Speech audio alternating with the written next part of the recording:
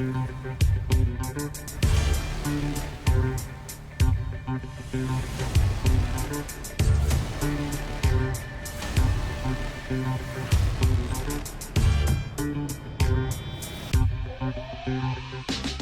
very good Monday morning to you. My name is Nyasha Munangatire and the show is Business First. And as usual, on Monday we come to present to you our Biz Monday Review.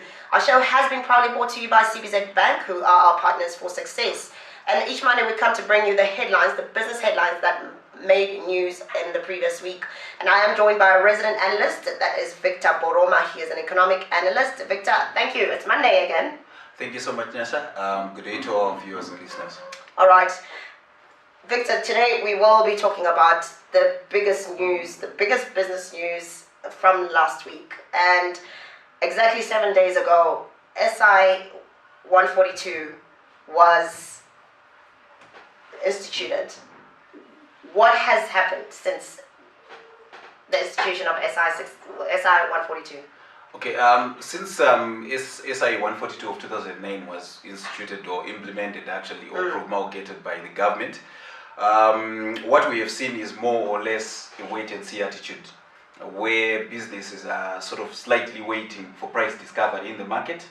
At the same time, we may need also to understand the implications of SI 142. So the implications are that all the producers and retailers that have been selling in multiple currencies will no longer be able to do that.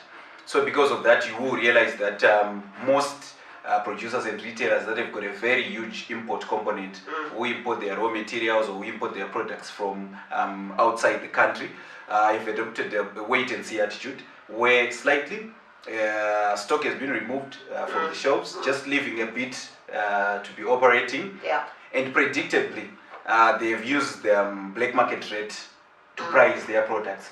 So what we are seeing is a situation where products are still beyond the reach of many.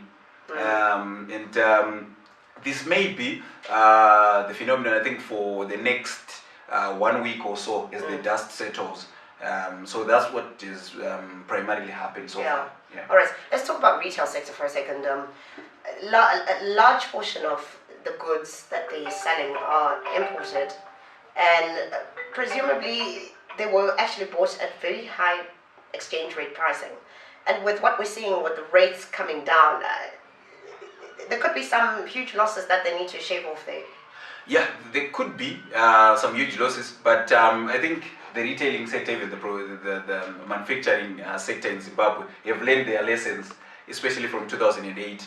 So they've been following the black market. So they actually know the cost component in terms of exchange rate contribution. So they will not reduce prices to the level where they will make losses. That I can assure you. The reason why I'm saying that is when you look at price increases, they've been following the black market. But when the black market rates have slightly tempered off or have been sort of going down, prices have not been going down at the same rate. Why? Because retailers are very much aware of how much they used in order to buy the US dollar or rands or pula to be able to import. So they will not make losses as per se. But what is important is that when you look at all the importers, they had legacy debt of about 1.2 billion. And if you look at the communication by RBZ has assumed that particular debt of 1.2 billion US dollars. Yes, that's huge. So effectively it means this has slightly cushioned producers, and it has cushioned off retailers.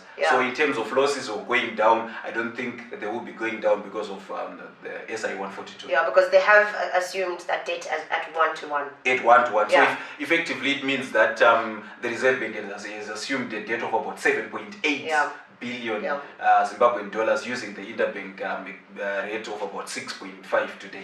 Any clue how the government's going to handle that debt? What we know now is that the government now has control on monetary policy, in terms of being able to print money, in terms of being able to repay debt. It could be in bonds or treasury bills on the local market, in terms of also channeling funding to government expenditure. It could be agriculture, it could be mining. They now have control on it. So obviously there will be money printing definitely in one way or the other. Even if they are going to roll out treasury bills, still that's money supply. If they are going to print notes and coins in order to be able to pay, still that's money supply. What we hope is that government will be cautious, and they will sort of exercise restraint in terms of how to be able to raise that 7.8 billion and also settling other treasury bills that have been rolled over in the past. But they will definitely have to settle it, because that's external debt of about 1.2 billion. So how they're going to raise it, it could be the retention scheme will continue, where whatever is going on to the nostro, FCA nostrils will be used to be able to settle that particular debt. Yeah. So let's talk about export businesses for a while. They have been the possibly biggest beneficiaries of the crossover, in that what they were holding in their nostro accounts has appreciated value, because now if they take it to the interbank markets, they're fetching a higher price on that US dollar. Definitely. Actually, when you look at the retention scheme, exporters were not happy about the levels that were actually the percentages that they were getting in the past. So when you look at what has happened now, if the interbank exchange is fluid, and if the local Zimbabwean dollar is appreciating, then that will be good. Why? Because there won't be any loss of value on conversion to the local Zimbabwean dollar. And what we have been realizing, if you look at the rates from First Capital Bank, which is formerly Barclays, and if you look at FBC Bank, their rates have been more or less aligned to what the black market has been offering. So exporters will be very much happy. What we wait now to be able to see and analyze is the consistency that you're going to get on the interbank exchange. All right, okay. And any challenge that could come up to the currency actually becoming overvalued? If we continue to see the rates coming down, could we not go back to us having a too strong a currency? The value of a currency has got many factors. When you look at the Zimbabwean dollar, there are a lot of factors that will come into play. For example, we talked about the issue of money supply. How much money is in the economy? When you look at M3, that takes into consideration physical notes and coins. It takes into consideration savings. It takes into consideration bonds, treasury bills that are in the economy that may be settled in the near future. So that also feeds into the value of money. Then secondly, we have got the current account position, which is import and export, the difference between that. Then you are also looking at the aspect of confidence. As long as there is confidence, then the value will also appreciate. Then we are also looking at general economic performance of the Zimbabwean economy. As you have heard, the World Bank has predicted that the economy is going to contract by about 3.1%. So that may not work in favor of the Zimbabwean dollar. But otherwise, if all these variables or fundamentals align, and if they are positive, then the value of the currency will appreciate. To say it poses danger, I don't see it posing any danger as per se. I think that would be quite good, because prices will stabilize, and you might have a situation where inflation will also stabilize. All right, okay. When we come back from the break, perhaps we can try and figure out where we think that rate is going to settle. We're going to take a quick break. After we come back from the break, we'll continue with our Biz Monday review. Stay tuned. There's something new. It's Art and Soul Radio, your world's #1 radio. There is no substitute for good radio. Just so you know, CBZ is now dispensing hard currency through Western Union across these 60 branches in Zimbabwe. So you can get your loved ones and family to send you money via Western Union, and you can visit any of the branches of CBZ, which are operating hours are 8 o'clock until 3 o'clock during weekdays, and 8 o'clock until 11:30 a.m., and that's on weekends. All right, I am joined by Victor Bhoroma. He is our economic analyst for this show. Victor, before we went on break, I wanted to find out from you, where do you think we're going to see that rate sort of coming and settling? Okay, when you look at the money in terms of money supply in the economy, The Reserve Bank governor communicated when he was in China that the central bank was going to introduce 1.5 billion new notes and coins into the economy. And obviously the reason behind was that there was about 1 billion in terms of foreign currency that was in circulation in the economy, and there is 500 million in terms of bond notes and coins that is in circulation. So the 1.5 billion is more of 10% of what the money supply in the economy, and also to replace what was in circulation. Then coming back to your question, when do we expect to see the rate sort of stabilizing, or where will it settle? Yeah. If you look at the money that is available to be traded on the market, it could be on the interbank or for use by producers, consumers in the market. The rate should settle at around 4.5 to 5. Okay. Yeah, that's what actually the RBZ has also communicated, that the rate should actually settle at around 4.5 to 5. But however, that has got other factors also feed into that particular rate. As long as there is control on the black market, as long as the alternative market is in control, what they've been trying to do is to control the amount that you can be able to transact on Zipit, and that you can also be able to transact on mobile money, primarily EcoCash. So if they are able to control black market activity and ensure that there is independence on the part of banks to be able to follow or price foreign currency, then the rate will actually settle, like as they've predicted, between 4.5 to 5. All right. So obviously, largely, the performance of that interbank market is hinges on the supply side. Yes, yes. Are we likely to see? I mean, how much money are we likely to see coming onto the interbank? Can you tell how much we have currently sitting in nostro accounts that could eventually land on the interbank market?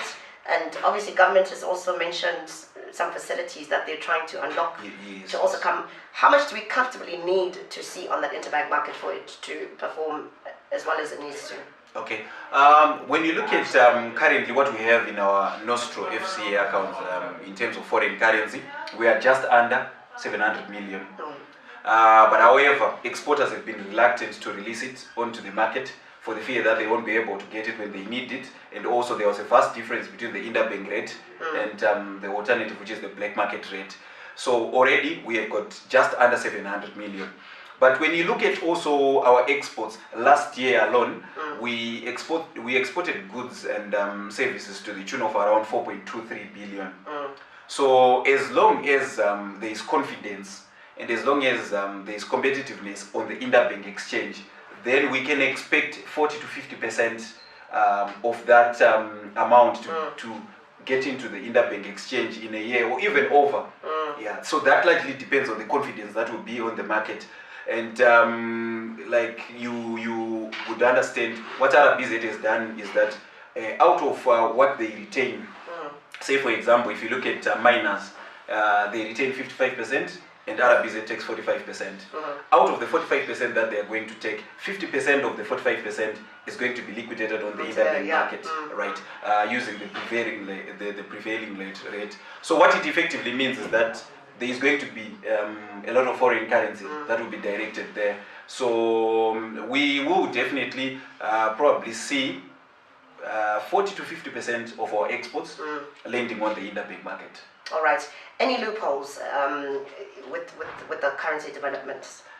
Definitely, there are loopholes, and loopholes. When you look at where the current structure, our current financial structure, you have got a lot of players that come in. You have got agents that handle foreign currency trading on behalf of their clients. Then you have got producers that export. Then you have got the banking sector. Then you have got RBZ and government institutions that are also in there. And when you look at the foreign currency allocation committee, it's also in there. So that means there are a lot of layers and there are a lot of parties that are involved in handling foreign currency. So loopholes are very much possible, and they will be there as long as there's a huge difference between the interbank rate and the black market. Why? Because there is risk-free profit that you stand to earn if you divert what you get on the interbank market to the black market.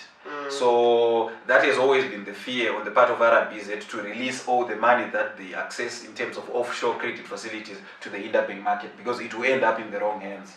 So as long as they are able to control those loopholes where they will allow banks to primarily focus on those that need to import for production purposes, and if there is also reporting on who has benefited from the forex that banks would be getting on the interbank exchange, that will limit. Obviously there will be loopholes, but at least there is some level of control. Yeah. So and what does it mean for the common man? As we're seeing that rate coming down, are we likely to see the inflation rate respond also in a downward trend, and ideally land to a restoration of purchasing power? Okay, to the common man, I think the major benefit will be stabilization of inflation. As long as the interbank market is liquid, and as long as importers, producers are able to get foreign currency on the interbank market, then that means we are going to see a stabilization of prices, right? But also stabilization of prices is a factor of demand. What you have seen in the market is that most goods have been priced beyond the reach of the poor man, like you were highlighting. So effectively what it means is that effective demand goes down.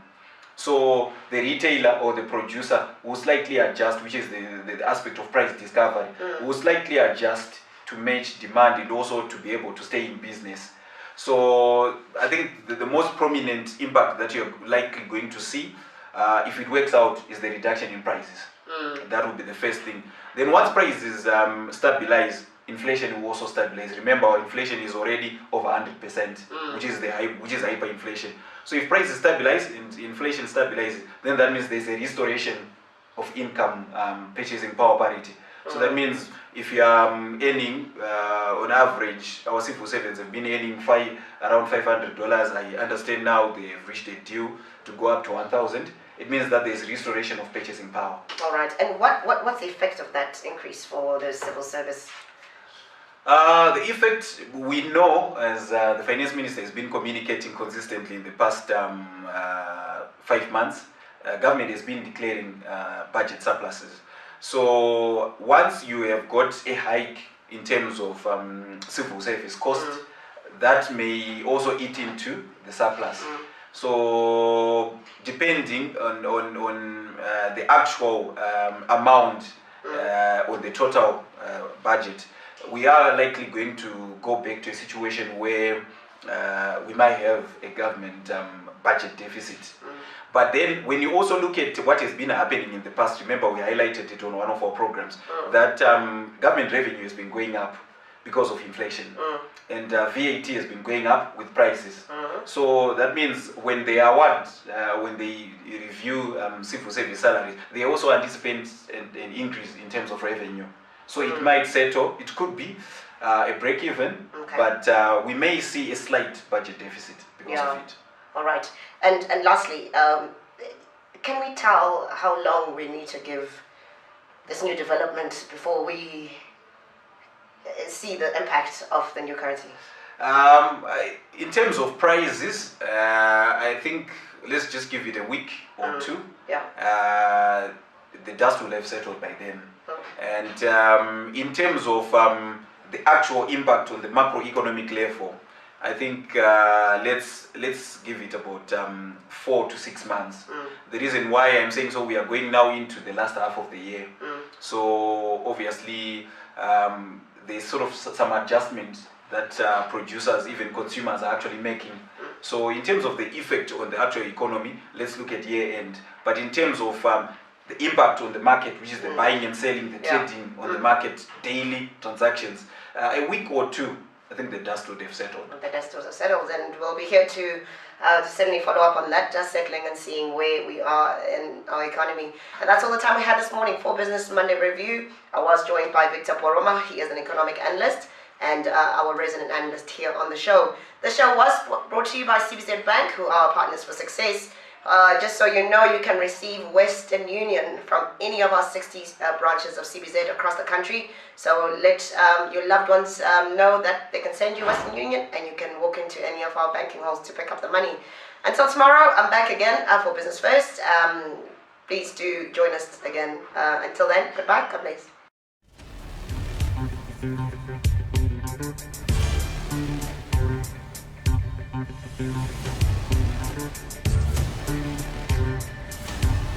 Thank you.